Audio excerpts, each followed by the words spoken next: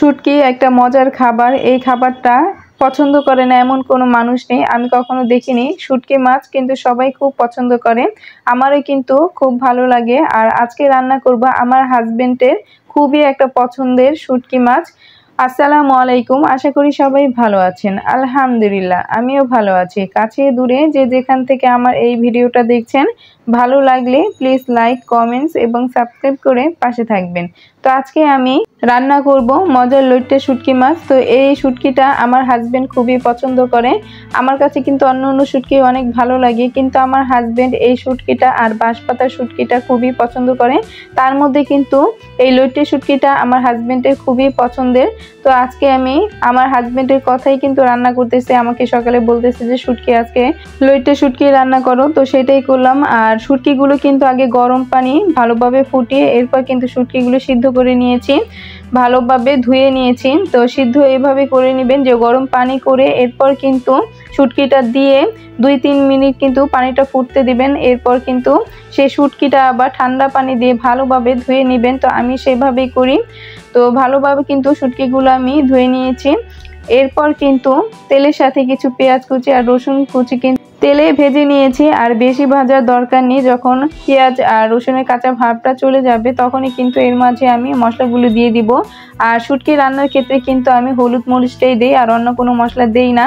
তো মাঝে মধ্যে কিন্তু ধনিয়া গুঁড়োটা দিই, কিন্তু আজকে ধনিয়া গুঁড়াও দিব না, হলুদ মরিচের গুঁড়োই দিব। আর হলুদের চাইতে মরিচের গুঁড়োটা একটু বাড়িয়ে দিব, যেহেতু শুটকি রান্না করতেছি। শুটকির মধ্যে কিন্তু একটু ঝাল ঝাল না হলে ভালো লাগে না, আমার কাছে ভালো লাগে না। তো আতিফার বাবা যেহেতু খাবে, তো একটু মরিচটা সামান্য কমিয়ে দিয়েছি, তারপরে একটু ঝাল দিয়েছি মোটামুটি। যে আমি যে ঝালটা খাই সেটা কিন্তু দেইনি, তাহলে কি অনেক ঝাল হবে, কিন্তু সেই ঝালটা দিইনি, একটু কমিয়ে দিয়েছি। আর এইখানে কিন্তু মশলাটা ভালোভাবে কষিয়ে এরপর কিন্তু শুটকিটা দিয়ে দিলাম। তো শুটকিটা কিন্তু দিয়ে আমি নেড়ে চেড়ে ভালোভাবে একটু ভেজে নিব।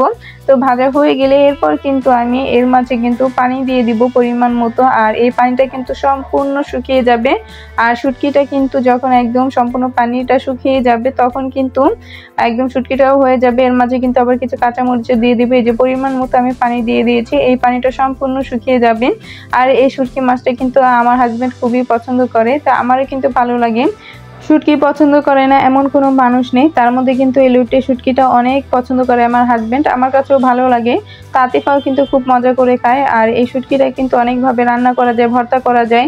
এই লইট্টে শুটকিটা কিন্তু আমার কাছে অনেক ভালো লাগে, তাই একদিন কিন্তু ভর্তা করে আপনাদের দেখাবো।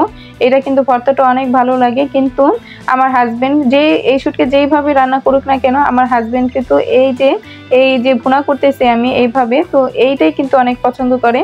আর এই ভুনাটা কিন্তু আমার কাছেও ভালো লাগে। এই শুটকিটা কিন্তু অনেক আইটেম করা যায়, ভর্তা করা যায়, ঝুরা ভর্তা করা যায়। তারপরে কিন্তু যে এই যে ভুনাটা, সেই ভুনাটা কিন্তু তুলনা হয় না। যে কিছুই এই শুটকি দিয়ে অন্য কোনো আইটেম যেইটাই হোক না কেন সবগুলোই মজা, কিন্তু সবচাইতে মজার হয়েছে এই ভুনাটা। এই ভুনাটা কিন্তু গরম ভাতের সাথে খেলে কিংবা খুদের ভাতের সাথে খেলে, আপনি যেটার সাথে খান না কেন, খুবই মজার একটি এই লইট্টে ভুনাটা। তো আজকে করে ফেললাম আমার হাজবেন্ডের খুব পছন্দের একটি লইট্টে ভুনা। তো রান্নাবান্না শেষে, খাওয়া দাওয়া শেষে আমি বিকেলে কবুতরের রুমে চলে আসলাম। তো গেছে ভিডিওতে আমি দেখিয়েছিলাম আমার কবুতর কিন্তু একটা ডিম পেড়েছিল, সেটা আপনাদের সাথে শেয়ার করেছি। আর কবুতর কিন্তু সবসময় 2টা ডিম পারে, আর 2টা ডিম নিয়ে কিন্তু বসে। তো আরেকটা ডিমও পেড়ে দিয়েছে। তো এখন আমি আপনাদের 2টা ডিমই দেখাবো। তো কবুতরকে সকালে খাবার দিয়েছিলাম, তো খাবার খেয়েছে, আর একটু খাবার আছে ওর সাথে, একটু বাড়িয়ে দিই, যেহেতু 2টা কবুতর আবার বাচ্চা ডিম নিয়ে বসে আছে, বাচ্চা ফুটবে, এর জন্য কিন্তু কবুতরের খাবারটা একটু বাড়িয়ে দিয়ে আবার দিয়ে দিব সন্ধ্যার দিকে খাবারটা। তো আজকে একটু সকালে দেরিতে দিয়েছি, এই জন্য বিকেলে খাবারটা সন্ধ্যার দিকে দিব। এই যে ডিম নিয়ে কিন্তু বসে আছে, একটি ডিম দিয়ে কিন্তু দেখিয়েছিলাম, এখন এর মধ্যে কিন্তু আবার এই ডিমটা আরেকটা ডিম পেড়ে ফেলেছে, এর জন্য এই যে 2টা ডিম নিয়ে কিন্তু বসে আছে।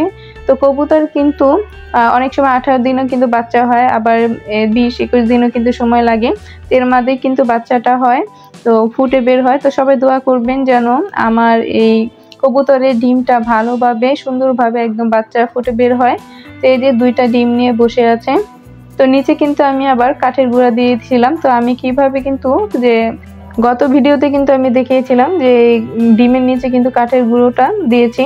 তো এইভাবে কিন্তু ডিম নিয়ে যে 2টা বসে আছে, আমি আবার একটু উঁচু করে ডিম 2টা দেখিয়ে দিলাম। তো আশা করি সবাই আমার ভিডিওটা না টেনে সম্পূর্ণটা দেখবেন, আর পুরো ভিডিওটা দেখলে ইনশাল্লাহ ভালো লাগবে। আর ভালো লেগে থাকলে অবশ্যই লাইক, কমেন্ট এবং সাবস্ক্রাইব করে পাশে থাকবেন। ছোট একটা ভিডিও, না টেনে সম্পূর্ণটা দেখার অনুরোধ রইল। সবাই ভালো থাকবেন, সুস্থ থাকবেন, দেখা হবে পরবর্তী ভিডিওতে। আর এই শীতের সময় সবাই একটু সাবধানে থাকবেন, আর যাদের বাচ্চা আছে অবশ্যই বাচ্চাদের একটু সাবধানে রাখবেন, কারণ একবার ঠান্ডা লাগলে কিন্তু দেখা যায় ঠান্ডা কিন্তু ভালো হতে অনেকটা সময় লাগে। আমার ছোট বেবির কিন্তু ঠান্ডা লেগেছে, এখনো কিন্তু ঠান্ডা ভালো হচ্ছে না। তো সবাই কিন্তু ভালো থাকবেন, সুস্থ থাকবেন, 5 ওয়াক্ত নামাজ পড়বেন। আল্লাহ হাফেজ।